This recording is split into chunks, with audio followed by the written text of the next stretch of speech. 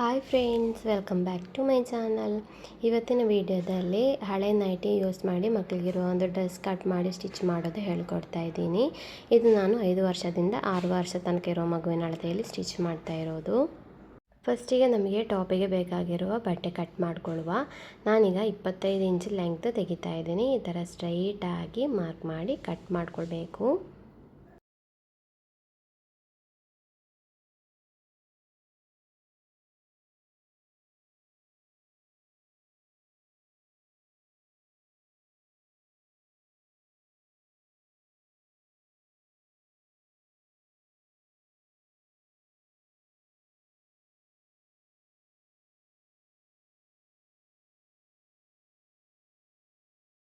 ಇನ್ನು ಇದನ್ನು ಈ ಥರ ಮಡಚಿ ಇಡಬೇಕು.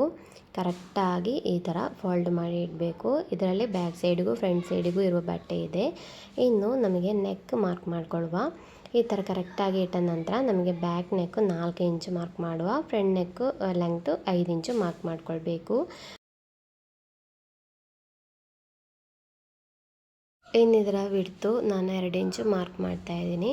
ನೆಕ್ ಡಿಸೈನ್ ನಿಮಗೆ ಬೇಕಾಗಿರುವ ಹಾಗೆ ಮಾಡ್ಬೋದು. ನಾನಲ್ಲಿ ಬ್ಯಾಕಲ್ಲೇ ರೌಂಡ್ ನೆಕ್ ಸ್ಟಿಚ್ ಮಾಡೋದು, ಮತ್ತು ಫ್ರಂಟಲ್ಲಿ ಸ್ವಲ್ಪ ಬೇರೊಂದು ಡಿಸೈನ್ ಇದೆ.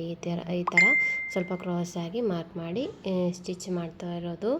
ಇನ್ನು ನಮಗೆ ಇಲ್ಲಿ ನೆಕ್ಕಿನ ಇಲ್ಲಿಂದ ಇದು ನಾನು ಶಾಲ್ಟು ಸಪ್ರೇಟಾಗಿ ಕಟ್ ಮಾಡೋದಿಲ್ಲ. ಈ ಥರ ಸ್ಟ್ರೈಟಾಗಿ 7 ಇಂಚು ಮಾರ್ಕ್ ಮಾಡ್ತಾ ಇದ್ದೀನಿ. ಸ್ಲೀವು ಮತ್ತು ಶಾಲ್ಟು ಒಟ್ಟಿಗೆ ಬರುವ ರೀತಿಯಲ್ಲಿ ಮಾರ್ಕ್ ಮಾಡ್ತಾ ಇದ್ದೀನಿ. ಇಲ್ಲಿ ಸ್ಲೀವಿನ ಲೂಸು ನಾನು 5 ಇಂಚು ಮಾರ್ಕ್ ಮಾಡ್ತಾ ಇದ್ದೀನಿ. ಈ ಥರ ಸ್ಟ್ರೈಟಾಗಿ ಮಾರ್ಕ್ ಮಾಡ್ಕೊಳ್ಬೇಕು. ಅದಾದ ನಂತರ ಜಸ್ಟ್ ಒಮ್ಮೆ ನಾವು ಶಾಲ್ಟ್ ತೆಗೆದಿದ್ದರೆ 3 ಇಂಚು ಜಸ್ಟ್ ಒಮ್ಮೆ ಮಾರ್ಕ್ ಮಾಡಿದ ನಂತರ ಅಲ್ಲಿ ಚೆಸ್ಟ್ ಬಿಡ್ತು ಈ ಥರ ಇಟ್ಟು ಮಾರ್ಕ್ ಮಾಡ್ಕೊಳ್ಬೇಕು. ನಾನೀಗ 8 ಇಂಚು ಚೆಸ್ಟ್ ಬಿಡ್ತು ಮಾರ್ಕ್ ಮಾಡ್ತಾ ಇದ್ದೀನಿ, ಪ್ಲಸ್ 1 ಇಂಚು ಹೊಲಿಗೆ ಅಂಶ ಕೂಡ ಮಾರ್ಕ್ ಮಾಡ್ತಾ ಇದ್ದೀನಿ. ಅದಾದ ನಂತರ ನಾವು ಶೇಪ್ ಲೆಂಗ್ತ್ ಮಾರ್ಕ್ ಮಾಡ್ಕೊಳ್ಬೇಕು. ನಾನು ಸ್ಲೀವಿನಲ್ಲಿ ಸ್ಟಿಚ್ ಮಾಡಲಿಕ್ಕೆ ಒಂದು ಅರ್ಧ ಇಂಚು ಹೊಲಿಗೆ ಅಂಶ ಕೊಟ್ಟ ನಂತರ 5 ಇಂಚು ಶೇಪ್ ಲೆಂಗ್ತ್ ಮಾರ್ಕ್ ಮಾಡ್ತಾ ಇದ್ದೀನಿ. 7.5 ಇಂಚು ಪ್ಲಸ್ 1 ಇಂಚು ಹೊಲಿಗೆ ಅಂಶ ಮಾರ್ಕ್ ಮಾಡ್ಕೊಳ್ಬೇಕು. ಇಲ್ಲಿ ಕೆಳಗಿನ ಸೈಡಲ್ಲಿ ಬಿಡ್ತು ನಮಗೆ 13 ಇಂಚು ಸಿಗ್ತಾ ಇದೆ. ಬೇಕಿದ್ದರೆ ಮತ್ತೆ ನಮಗೆ ಸೈಡ್ ಓಪನ್ ಮಾಡಿ ಕೊಡ್ಬೋದು, ಇಲ್ಲದಿದ್ದರೂ ತೊಂದರೆ ಇಲ್ಲ. ಸೈಡ್ ಈ ಥರ ನನಗೆ ಮಾರ್ಕ್ ಮಾಡಿ ಇನ್ನು ಕಟ್ ಮಾಡ್ತಾ ಇದ್ದೀನಿ.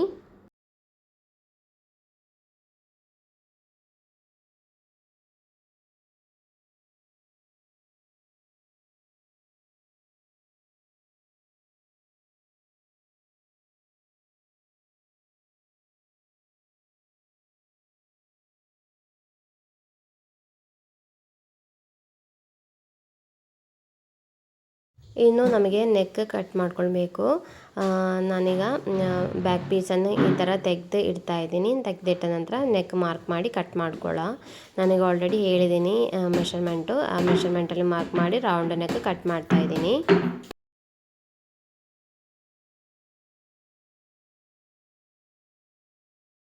ಇನ್ನು ಫ್ರಂಟ್ ನೆಕ್ ಕಟ್ ಮಾಡ್ಕೊಳ್ಬೇಕು. ಈ ಥರ ಇಟ್ಟ ನಂತರ ನಾನೀಗ ಇಲ್ಲಿ ನೋಡಿ ಈ ರೀತಿಯಲ್ಲಿ ಕಟ್ ಮಾಡ್ತಾ ಇದ್ದೀನಿ. ನಿಮಗೆ ರೌಂಡ್ ನೆಕ್ಕೆ ಸಾಕಿದರೆ ರೌಂಡ್ ನೆಕ್ ಕಟ್ ಮಾಡ್ಬೋದು, ಅದೆಲ್ಲ ಅವರವರ ಇಷ್ಟದ ಹಾಗೆ ಮಾಡ್ಕೊಳ್ಬೋದು. ಇನ್ನು ನಮಗೆ ಉಳಿದಿರೋ ಬಟ್ಟೆಯಿಂದ ಶಾರ್ಟ್ಸಿಗೆ ಬೇಕಾಗಿರೋದು ಕಟ್ ಮಾಡ್ಕೊಳ್ಳುವ. ಈ ಥರ ಉಳಿದಿರೋದು ಇದರಲ್ಲಿ 2 ಪೀಸ್ ಇದೆ, ಫ್ರಂಟ್ ಸೈಡಿಗೂ ಬ್ಯಾಕ್ ಸೈಡಿಗೂ ಇರೋದಿದೆ. ಈ ಥರ ಎರಡಾಗಿ ಮಡಚಿ ಇಡಬೇಕು. ಈ ಥರ ಇಟ್ಟ ನಂತರ ನಮಗೆ ಇಲ್ಲಿ ಲೆಂಗ್ತ್ 16 ಇಂಚು ಸಿಗ್ತಾ ಇದೆ. ಆಲ್ರೆಡಿ ಕೆಳಗಿನ ಸೈಡ್ ಸ್ಟಿಚ್ ಇದೆ. 2 ಇಂಚು ಎಲಾಸ್ಟಿಕ್ಕಿಗೆ ಬೇಕಾಗಿ ಮಾರ್ಕ್ ಮಾಡ್ಕೊಳ್ಬೇಕು. ಅದಾದ ನಂತರ ನಮಗೆ ಇಲ್ಲಿ ಸೊಂಟದ ಅಳತೆ ಟೋಟಲ್ ಎಷ್ಟು ಬರುತ್ತೆ ಅದರ 4ರಲ್ಲಿ 1 ಭಾಗ ಮಾರ್ಕ್ ಮಾಡ್ಕೊಳ್ಬೇಕು. ನಾನೀಗ ಈ ಥರ 7 ಇಂಚು ಮಾರ್ಕ್ ಮಾಡ್ತಾ ಇದ್ದೀನಿ. ಪ್ಲಸ್ ಅದರ ಜೊತೆಗೆ 2 ಇಂಚು ಎಕ್ಸ್ಟ್ರಾ ಬೇಕು ಲೂಸಿಗೆ, ಪ್ಲಸ್ ಒಂದು ಅರ್ಧ ಇಂಚು ಹೊಲಿಲಿಕ್ಕೆ ಕೂಡ ಬೇಕು, ಹಾಗೆ ಮಾರ್ಕ್ ಮಾಡಿದ್ದೀನಿ. ಇನ್ನು ಈ 2 ಇಂಚು ಬಿಟ್ಟ ನಂತರ ಕೆಳಗಿನ ಸೈಡಿಗೆ 9 ಇಂಚು ಮಾರ್ಕ್ ಮಾಡ್ಕೊಳ್ಳಿ. ನಂತರ ಈ ಥರ ರೌಂಡಾಗಿ ಮಾರ್ಕ್ ಮಾಡ್ಕೊಳ್ಬೇಕು. ಕೆಳಗೆ ಲೂಸು 7 ಪ್ಲಸ್ 1 ಇಂಚು ಹೊಲಿಗೆ ಅಂಶ ಕೂಡ ಮಾರ್ಕ್ ಮಾಡಿ ಈ ಥರ ಮಾರ್ಕ್ ಮಾಡಿ ಕಟ್ ಮಾಡ್ಕೊಳ್ಬೇಕು ಫ್ರೆಂಡ್ಸ್.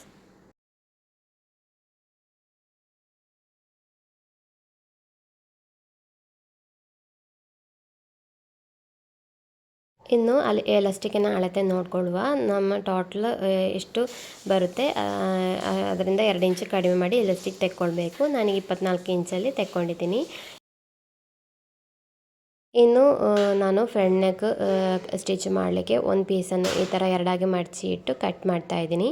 ಫ್ರಂಟ್ ಶೇಪ್ ಯಾವ ರೀತಿ ಇದೆ ಆ ರೀತಿಯಲ್ಲೇ 1-2 ಇಂಚ್ ಅಗಲದಲ್ಲಿ ಒಂದು ಪೀಸನ್ನು ಕಟ್ ಮಾಡಿದರೆ ಸಾಕು.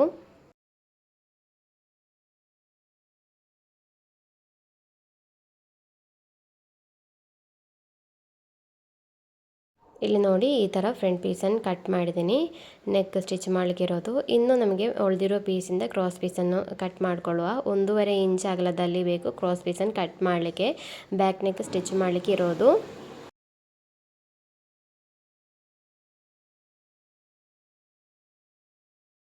ಇದರ ಕಟ್ಟಿಂಗ್ ಇಷ್ಟೇ ಫ್ರೆಂಡ್ಸ್. ಇನ್ನು ನಮಗೆ ಇದರ ಸ್ಟಿಚಿಂಗ್ ಹೇಗೆ ಅಂತ ನೋಡ್ಕೊಂಡು ಬರುವ. ಫಸ್ಟಿಗೆ ಫ್ರಂಟ್ ನೆಕ್ ಸ್ಟಿಚ್ ಮಾಡ್ಕೊಳ್ಬೇಕು. ಫ್ರಂಟ್ ನೆಕ್ಕಿನ ಒಳ ಸೈಡಿಗೆ ನಾವು ಕಟ್ ಮಾಡಿರೋ ಪೀಸಿನ ಹೊರ ಸೈಡ್ ಇಟ್ಟು ಈ ಥರ ಶೇಪ್ ಕರೆಕ್ಟಾಗಿ ಬರುವ ರೀತಿಯಲ್ಲಿ ಸ್ಟಿಚ್ ಮಾಡ್ಕೊಳ್ಳಿ.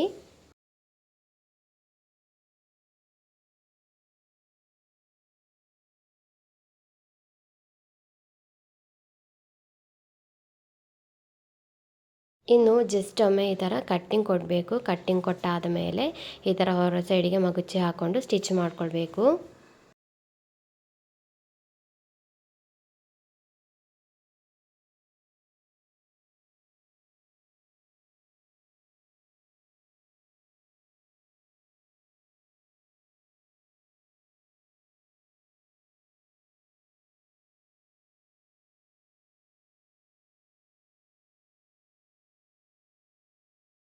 ಈ ಥರ ಸ್ಟಿಚ್ ಮಾಡಿದ ನಂತರ ಇದರ ಒಂದು ಸೈಡು ಈ ಥರ ಸ್ಟಿಚ್ ಮಾಡ್ಕೊಳ್ಬೇಕು. ನೋಡಿ ಈ ಥರ ಒಳ ಸೈಡಿಗೆ 1/4 ಇಂಚು ಮಡಚಿ ಈ ಥರ ಸ್ಟಿಚ್ ಮಾಡ್ಕೊಳ್ಳಿ.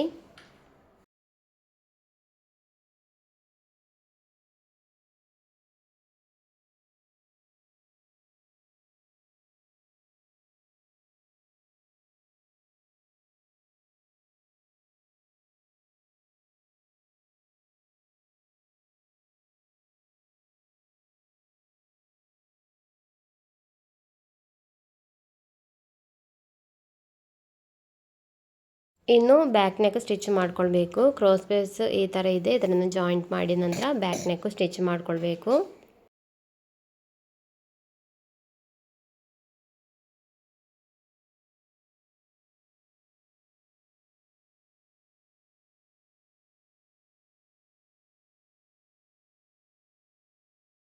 ಈ ಥರ ಕ್ರಾಸ್ ಪೀಸ್ ಜಾಯಿಂಟ್ ಮಾಡಿ ಆದಮೇಲೆ ಇದನ್ನು ಒಳ ಸೈಡಿಗೆ ಮಡಚಿ ಸ್ಟಿಚ್ ಮಾಡಬೇಕು. ಅದಕ್ಕಿಂತ ಮುಂಚೆ ಫ್ರಂಟ್ ಪೀಸನ್ನು ಈ ಥರ ಇಟ್ಟು ಒಮ್ಮೆ ಶೋಲ್ಡರ್ ಜಾಯಿಂಟ್ ಮಾಡ್ಕೊಳ್ಳುವ. ಶೋಲ್ಡರ್ ಜಾಯಿಂಟ್ ಮಾಡಿದ ನಂತರ ಬ್ಯಾಕ್ ನೆಕ್ ಮಡಚಿ ಸ್ಟಿಚ್ ಮಾಡ್ಕೊಳ್ಬೇಕು.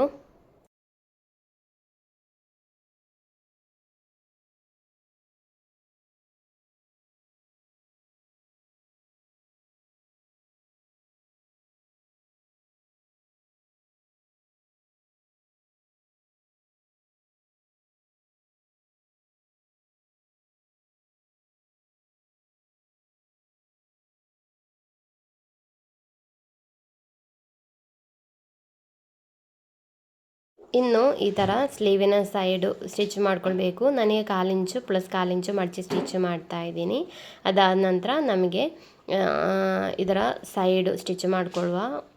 ಈ ಥರ ಕರೆಕ್ಟಾಗಿ ಇಟ್ಟು 1 ಇಂಚು ಬಿಟ್ಟು ಸ್ಟಿಚ್ ಮಾಡ್ಕೊಳ್ಬೇಕು.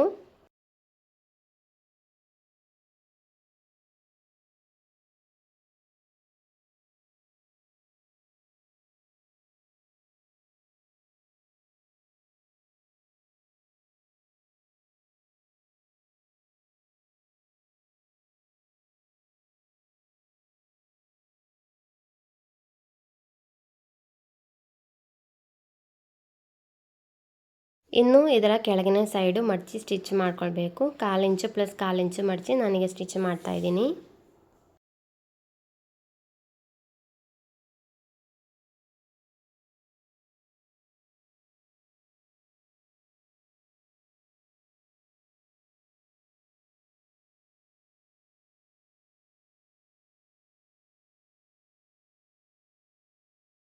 ಈಗ ಟಾಪ್ ರೆಡಿಯಾಗಿದೆ.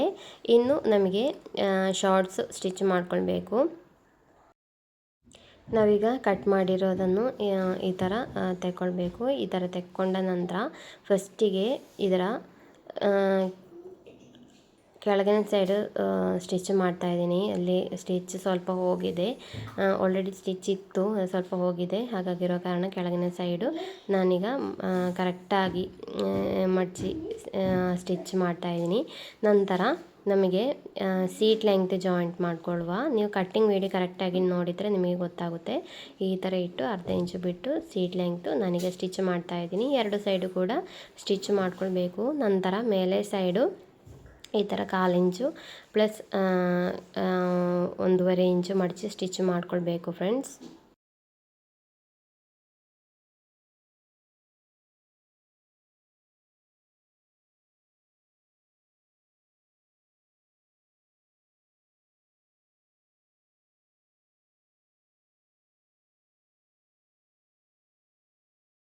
ಈ ಥರ ಸ್ಟಿಚ್ ಮಾಡಿ 2 ಇಂಚು ಸ್ಟಿಚ್ ಮಾಡದೇ ಬಿಡಬೇಕು, ಎಲಾಸ್ಟಿಕ್ ಇನ್ಸರ್ಟ್ ಮಾಡಲಿಕ್ಕೆ ಬೇಕಾಗಿ. ನಂತರ ನಮಗೆ ಶಾರ್ಟ್ ಪ್ಯಾಂಟಿನ ಸೈಡ್ ಜಾಯಿಂಟ್ ಮಾಡಿಕೊಳ್ಳುವ. ನಾನೀಗ 1 ಇಂಚು ಬಿಟ್ಟು ಸೈಡ್ ಜಾಯಿಂಟ್ ಮಾಡ್ತಾಯಿದ್ದೀನಿ. ಫಸ್ಟಿಗೆ ಲಾಕ್ ಮಾಡಿಕೊಂಡು ಈ ಥರ ಜಾಯಿಂಟ್ ಮಾಡ್ಕೊಳ್ಬೇಕು.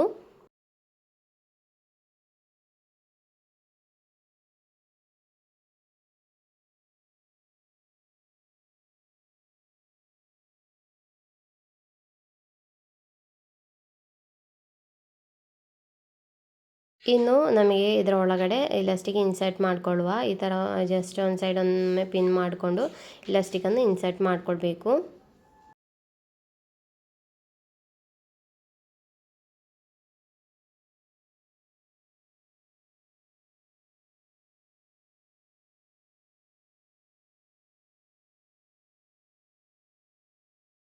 ಎಲಾಸ್ಟಿಕ್ ಈ ಥರ ಇನ್ಸರ್ಟ್ ಮಾಡಿ ಆದಮೇಲೆ ಇದರ 2 ಸೈಡು ಈ ಥರ ಕರೆಕ್ಟಾಗಿ ಹಿಡ್ಕೊಂಡು ಜಸ್ಟ್ ಒಮ್ಮೆ ಲಾಕ್ ಮಾಡಿಕೊಳ್ಬೇಕು. ಒಂದು 4-5 ಸ್ಟಿಚ್ ಮಾಡಿ ಲಾಕ್ ಮಾಡ್ಕೊಳ್ಳಿ.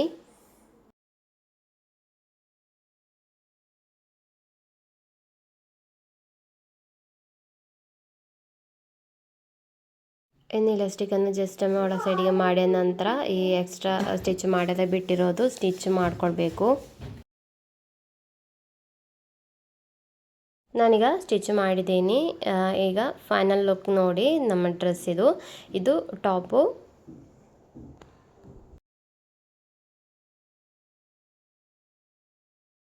ಇದು ಶಾರ್ಟ್ಸು.